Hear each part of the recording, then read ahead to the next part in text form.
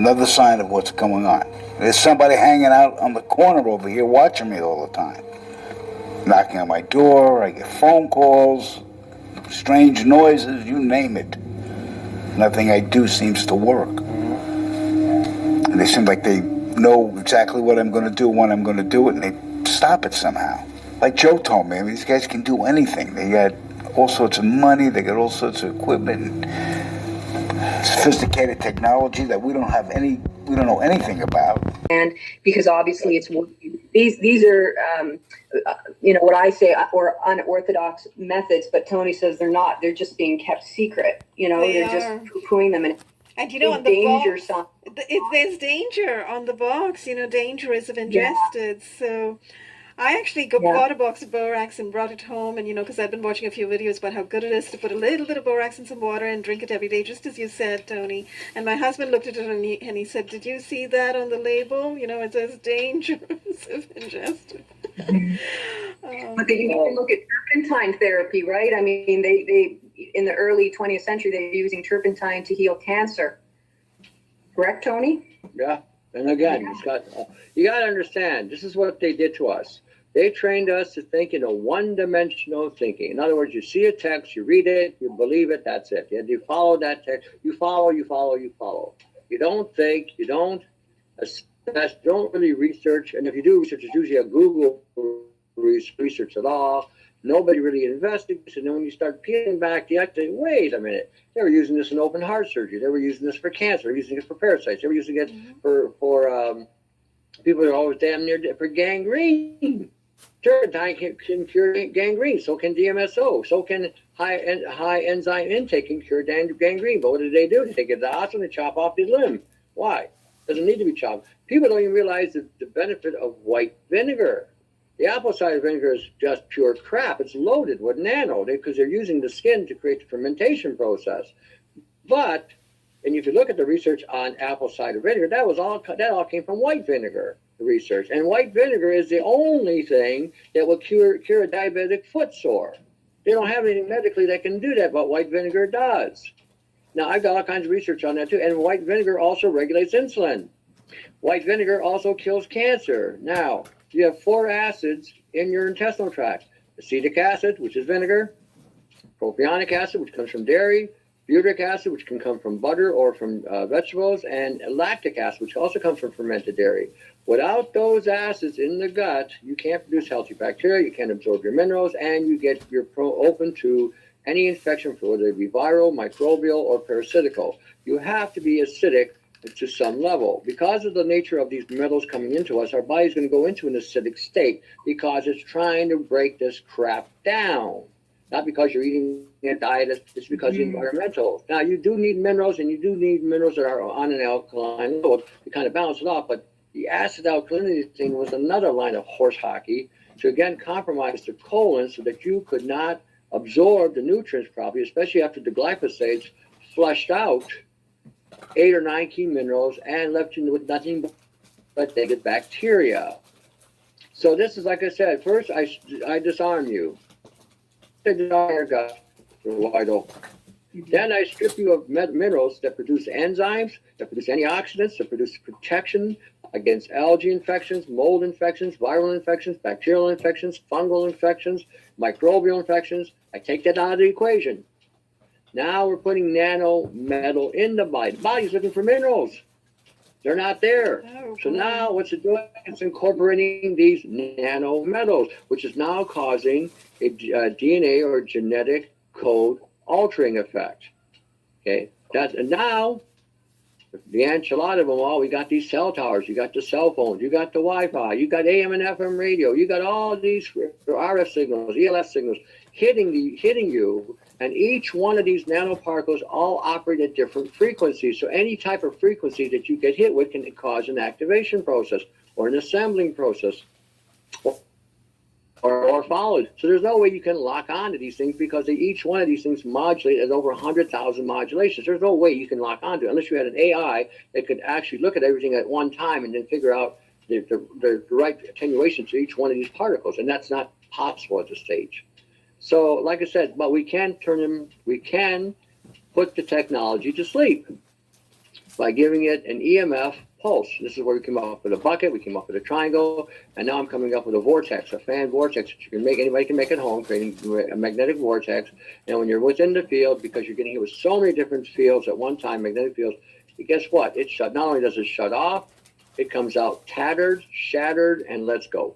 That's fabulous. So we can't get this out. We can get this out. See, we can do. There's things we can do. So, and like I said, first you got to paint the picture. This is how bad it really is. Mm-hmm. You know, how bad it really is. Now, but wait. We can now do something about it. Mm-hmm. We're not just going to be victims here. You know, we're going to be defiant victims. We're going to live, and we're going to show them that we can live. Mm-hmm. That's brilliant. Yeah, I think it's important to know. I mean, I try and keep my bioelectric fields high. Romola, we are being manipulated daily, you know, with implanted thoughts and feelings and emotions. Yes. But to recognize those, and my bioelectric fields high, Romola, we are being manipulated daily, you know, with implanted thoughts and feelings and emotions. But important to know. I mean, I try and keep my bioelectric fields high. Romola, we are being manipulated daily, you know, with implanted thoughts and feelings. I told y'all before that your thoughts are not your thoughts. You gotta question. You gotta examine your thoughts. If you got negative thoughts coming to your head, you better do some psychic work. You know what I'm saying? They got videos. They got books about psychic attacks. You know what I'm saying? Burn some incense. Burn it around your head, your cranium. You know what I'm saying? There's a lot of stuff going on, player. This is spiritual warfare. Don't forget. This is metaphysical. Feelings and emotions. But to recognize those and just to, you know, say piss off, you know, and keep saying it to this AI, and have no fear. And don't fear this, because that will just, I think, kind of grow stress. I think exacerbates it. So you just, you know, keep positive and keep your bioelectric fields high. I know I have hope. I know Toni has hope, because we have created solutions. We are working together. And I think that's really important too, is to be mutually cooperating with each other, to share information, to get along. Sometimes I just don't see a lot of that in the movement, getting along, being generous, helping one another, because this isn't hyperbole when to say we are fighting for our lives. We all are fighting. Drink a glass of hot water with turmeric every morning, and this is what will happen to your body. Turmeric slimming hack.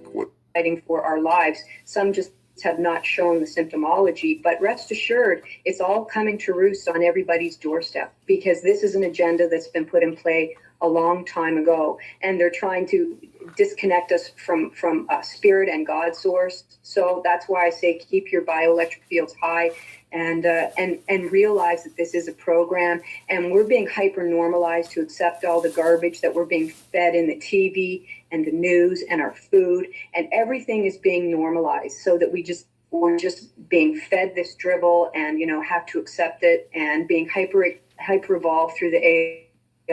We don't want to be. I don't want to be an AI symbiote. You know, I don't care what Elon Musk says, and all these people pushing for it. We must merge with the AI. No, we must not merge with the AI.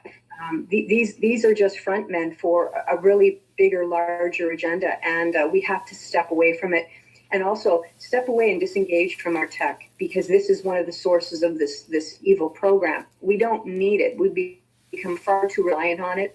And we need to start reading and researching and just, I don't know, just reconnecting with people and talking and having conversations like the one we're having today. It doesn't happen a lot now, and we just need to engage more.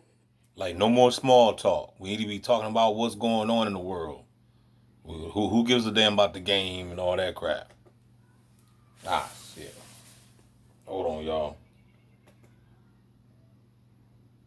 Mm-hmm. That is absolutely brilliant, Susan. I think you did such a great job putting that all together.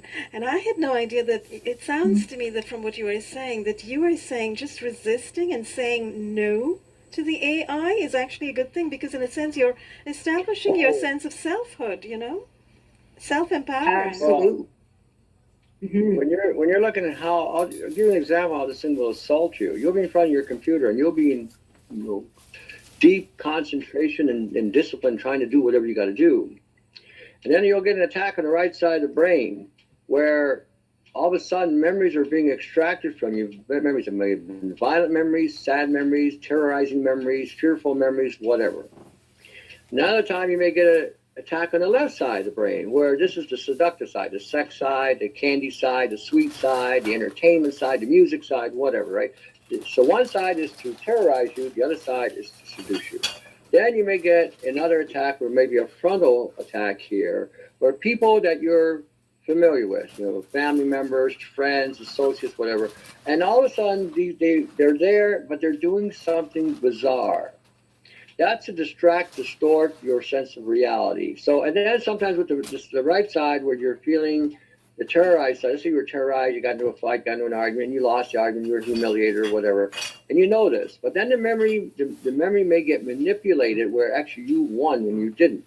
So this is all part of the manipulation, and this is frequencies. So when you see this, what you do basically is you sit back, like you're the guy in the cockpit. You're sitting back, and you're seeing all this crap going on. So then you say, where is this coming from? These are not my thoughts. And you've been extracting my memory. Who the heck are you? It's for you, either Ace. Get out of here. You have to have that defiance. Okay, don't just surrender to that. You have to say no. Get out of here. Or I'll give an example. Another one. When I first got hit with the nano poisoning, I had voices going through my head saying, "You can't win. It's a hopeless cause. Surrender. Give up. Just die." My response was, if I'm going to go, I'm taking your ass with me. That was my attitude. I'm going to take your ass with me. I says, we'll see who's going to win and who isn't. Okay. And my other thing I said, well, we all have an appointed time with God. I'm going to make sure you keep your appointment. That was my attitude. See, and that's the attitude you've got to have. You may not say it that way, whatever works for you, but that's what works for me. You have an appointed time with God. I'm going to make sure you keep it. And you got to have that, because if you don't and you surrender to that BS that's being pumped into your head, you're going to cave and you're going to feel hopeless. And then you think, well, maybe I should, hook up with the AI. Maybe it might be blah, blah. Because that's the sense of hopelessness, and you get caught up in that surrender moment. Okay, that's the problem with most of the people out there today. They're caught up in that surrender moment. Oh, we're just going to go along together. Right. Well, maybe that works for you, but not for me. Well, I think part of it is mainstream media. The way the information is coming to us about AI, the development of AI, etc. It's in very saccharine terms or benign terms. So people don't understand that what this whole conglomerate is doing. Behind the scenes, as you said, Elon Musk and his friends. With their agenda. They are building a world that's very different from the world that you and I believe in, that you just pointed to, Suzanne, like this, having a conversation, thinking about things together, connecting, sharing information. It's taking that away from humanity, and it's kind of imposing an agenda on all of humanity so that everyone is, connected in a swarm intelligence or hive mind or whatever they're calling it, Yeah. So, but people have to wake up, you see. People have to understand that we're sort of in a battle here for our own lives and our own humanity. If we care about our own sovereignty as human beings, we kind of need to enter the fray and start speaking out. And as you said, Toni, start saying no and start rejecting this thing that's kind of trying to take over. Because we need to all do that, right? It's not just... you and me. I mean, everybody needs to do that. Everybody.